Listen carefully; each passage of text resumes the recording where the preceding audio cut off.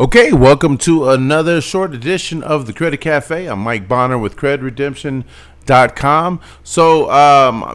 Forgive me, this is a late edition. We're trying to get on the page to where we're doing live workshops on Fridays where I can actually give out the information, give out the tips or the strategy for whatever the topic is for that Friday, and then I can answer questions to help people who are trying to repair their credit or just looking for things that they can do to boost their credit score. So today what we're going to be talking about is 7 different ways that you can boost your credit score. And so what I've done is after you guys watch the video, at the below this video is a link for a free download that you can get, and it's a really useful download. It not only goes over everything that we're going to discuss in this workshop, but it's also going to provide you with some extra information, like explaining your what a credit report is, and how the FICO scores and the 3 major credit bureaus, Experian, Equifax, and TransUnion, how they calculate your credit scores. It goes over a lot of useful information, and then after we talk about the 7 different ways that we can boost your credit score, we're also I'm going to end it by talking about some things that you can do to maintain your credit score. So, and I'm just going to jump into this stuff again for a more detailed version of what we're talking about today. All you got to do is download the link that I'm going to provide in the description area. And again, even in this comment section or here in the group or wherever you want to, always feel free to ask questions. I will get to those questions as soon as possible. And then because we are a community, I always encourage members to, if they have some input or they have an answer to something that I wasn't able to get to as quickly, feel free to answer those questions. And if there's corrections that need to be made, I'll be sure to jump in as soon as humanly possible to get them answered for you. So let's talk about how to boost your credit score in 7 easy steps. Number 1, first thing we want to do is we want to correct all errors on the credit reports. You want to go through your credit reports very carefully, and you want to look for things like late payments, charge-offs, collections, or other negative items that aren't yours, don't belong to you. Accounts that are listed as settled, paid derogatory, paid charge-offs, or anything other than current or as paid as agreed. If you paid on time and in full, these accounts need to be listed for what they are. They need to be listed either more accurately, or they need to be removed. Negative items older than 7 years or 10 years in the case of a bankruptcy should have automatically fallen off of your credit report. You have to be careful though, because sometimes scores actually go down when bad items fall off your credit. Any item, for that matter, falls off your credit report, and there's no real understanding why that happens. It's just the scoring system, how it works, and sometimes a negative item can fall off your credit report, possibly due to the age of the negative item, but it can actually drop your credit score at least for a little bit. So be careful of that when you're doing that. What else do we have? Make sure you don't have duplicate collections listed. That means like if your creditor sold your debt to a collection agency, the creditor could still list that negative item, that unpaid balance, and then the collection agency will start listing it as well, and that's called a duplicate. It should not and can't, and legally should not be on your credit report. So you have the right to have that removed as well. So what you're doing is when you grab your credit report, you want to make sure that just any negative item, any inaccuracy, it is removed from your account. These are errors, and according to the Fair Credit Reporting Act, you must have, especially since your information is being reported to the public, you have the legal right to have all of your information reporting 100% accurately, or they must remove it. So something to keep in mind. So again, number 1, correct all errors on your credit report. Number 2, be sure that the proper credit lines are posted on the credit reports. This is one of the most overlooked credit repair secrets, and in an effort to make you less desirable to their competitors, some creditors will not post your proper credit line. Showing less available credit can negatively impact your credit score, and if you see these things happening on your credit report, you have the right to complain and bring this to their attention. And if you have bankruptcies that should be showing as a zero balance, you can make sure that the zero balance is being shown by the creditors as well, and a lot of times they won't even report the zero balance until you bring it to their attention. I get it's just another way for them to kind of it's kind of a screw job in a way. You file bankruptcy against them, you're not going to be paying them, and so they're not going to be in a rush to remove that information from your credit report. So you have to bring it to their attention to have them remove it for you. Number 3.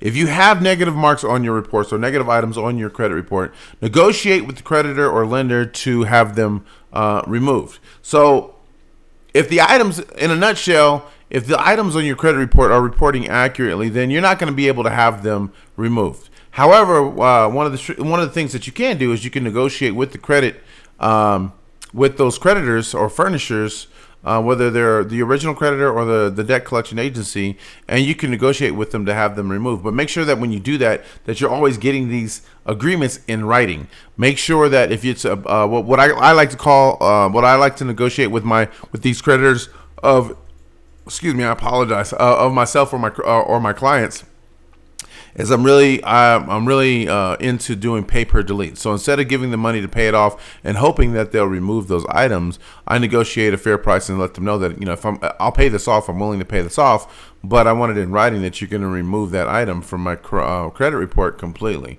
And and a lot of them are willing to do that, especially the debt collection agencies, because they buy your debt for pennies on the dollar from the original creditor, and so whatever they make in profit is a bonus for them. And a lot of times, you'll be surprised at the amount that they're willing to accept in order to have this information removed from your credit report. So it works out really good for you. So that was number 3. Number 4, we're talking about pay all your credit cards and revolving credit down to at least 30% of the available credit line. So what we mean by that is your total credit utilization.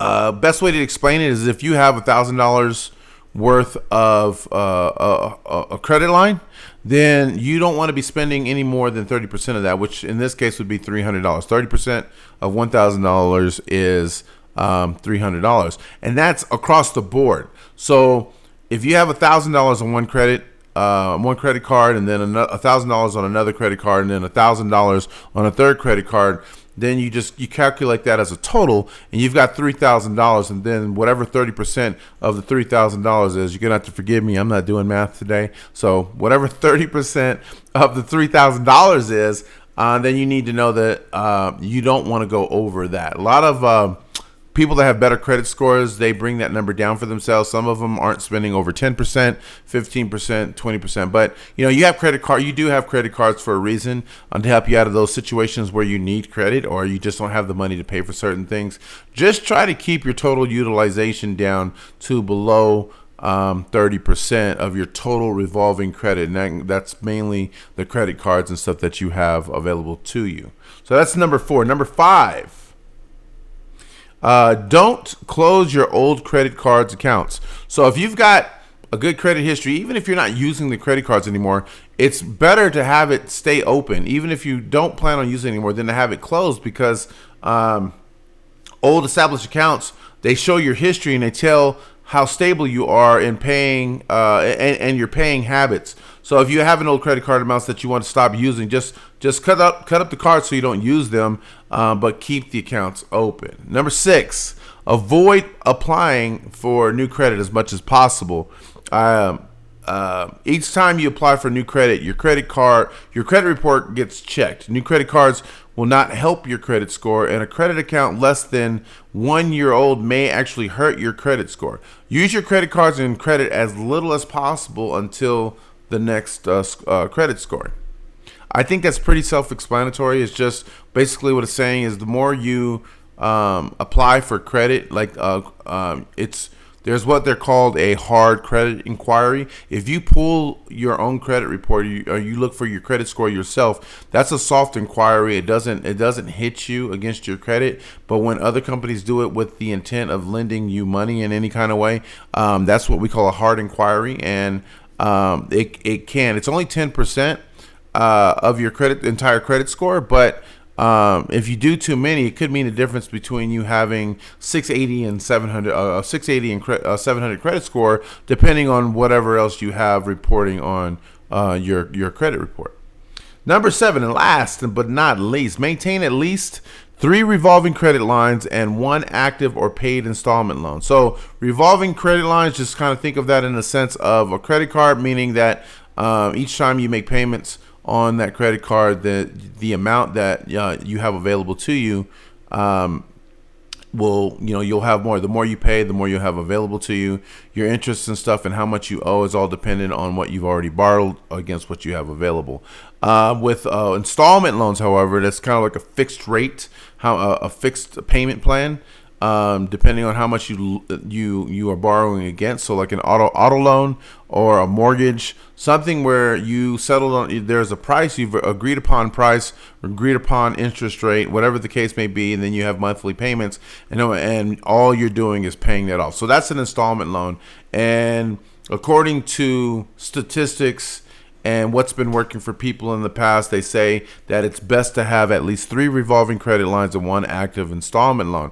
That does not mean that you have to use those revolving credit lines. You just want to have them available. And if you have them available, it doesn't hurt. You go to the grocery store or whatever the case may be, you use your credit card, and then you just pay it off, and that helps to build up your credit. It doesn't take a lot to build up your credit. Your payment history, believe it or not, makes up 35% of your total credit score. So just making those payments and stuff on little things that you buy can make a huge impact on boosting your credit score. So anyways, that's the 7. I'll go over it once again. Number one, the first thing that you can do is correct all errors on your credit report. Number 2, be sure that the proper credit lines are posted on the credit reports.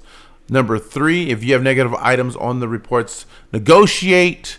You can negotiate with the creditor or lender to remove them. Number 4, pay all credit cards and revolving credit down to at least 30% of the available credit line.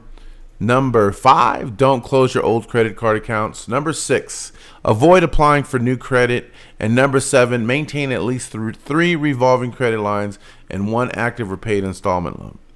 So again, I am providing a link. It's a free download. It's available to you guys inside the credit repair workshop. Please feel free to download it. It's about 22 pages long. Read it in your spare time. It gives you some really, really good information on on what you can do to understand what a credit report is, how to read it, what good credit is as opposed to bad credit. And then again, it goes through all the things that we just talked about. And then lastly, some of the things that you can do to maintaining your score. Make sure you're at this point, if you're really trying to boost and build your credit and correct errors and stuff, get rid of negative items on your credit report, just make sure you're paying everything on time. Keep your credit card balances as low as possible, and avoid too many credit inquiries. Just like I said, if you don't have to ask for credit, or even if you know that you're going to buy a home or you're going to buy a car, plan ahead, do your homework, find out where you want to go, and just know that every place that you go that you're asking for credit, they're going to run a credit check. And every time that they do that, it's going to be a hit on your overall credit score. So there you have it. All this information is in the link that I'm going to provide you in the description below. I hope it helps you. If you have any questions, send me a comment. Send your questions right here below this video or anywhere inside of our group. I hope you guys enjoy the rest of your day. And again, I am sorry that this is late. We're going to get better at this. It's just going to take me some time to get a lot more organized. I just wanted to make this group available to you guys as soon as possible, because I do believe that we need to change the way we think about our financial statuses and stuff in life, so that we don't have the problems that that have been existing, not just for us, but for our kids moving forward. Anyways, you guys take care. I'm Mike Bonner with CreditRedemption.com. We will see you guys in the next episode. Peace.